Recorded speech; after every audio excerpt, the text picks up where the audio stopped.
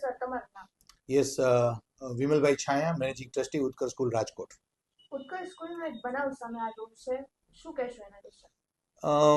ગઈકાલે સાંજે લગભગ 4:30 પોણા 5 વાગ્યાની આસપાસ વિદ્યાર્થીઓને JEE ને નીટના ડાઉટ સેશન ના વર્ગો હતા.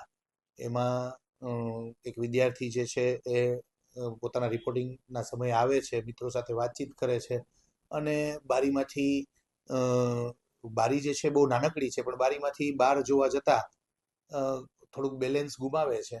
એટલે એ તરત જ ભગવાનની દયાથી બહાર એસીના યુનિટ મોટા મોટા છે એને એના સ્ટેન્ડને પકડી લે છે અને ભગવાનની દયાથી નીચે જે ધાબા જેવો ભાગ છે એની ઉપર એ ધીમેકથી રહી અને છોડી દે છે અને સંજોગવશાત ખાલી જસ્ટ હાથમાં થોડુંક એને લાગે છે અને એક મોટી દુર્ઘટના થતા બચી ગઈ છે.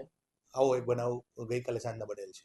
સર, બારીમાંથી આવી રીતે આમ નમે છે એટલે એને કઈ ચક્કર આવ્યા હોય એવું છે? એટલે અમે પૂછ્યું એમને, એના વાલીએ પણ પૂછ્યું, એમને પણ પૂછ્યું, પણ એમણે એવું કીધેલું કે એ સમયે શું થયું ને મને કંઈ ખ્યાલ જ નથી. એટલે કદાચ બની શકે એવું કે સંજોગોવશાત કોઈ બીપી એબનોર્મલ થઈ ગયું હોય કે એને થોટ પ્રોસેસમાં શું ચાલ્યું હોય એ સરખી રીતે બાળક જે છે એ કહી નથી શકેલ.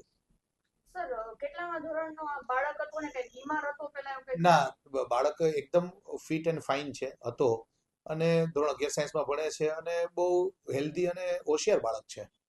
ક્યારે એવું બન્યું છે કે શિક્ષકે એને કીધું હોય, ખોટું લાગ્યું હોય કે એવું પહેલા પણ એને કઈ એવું કર્યું હોય? ના, એવું કોઈ ક્યારે ધ્યાનમાં આવેલ નથી. અત્યારે એના પેરેન્ટ્સ શું કહે છે?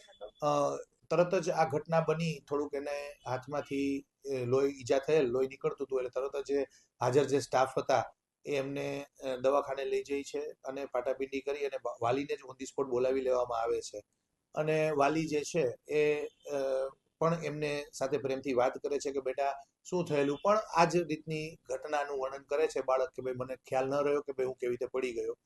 અને વાલી જે છે એને અમે કીધેલું છે બાળક ભલે 1-2 દિવસ જરાક આરામ કરી લે અને વાલી જે છે એમને ઘરે લઈ ગયેલ છે.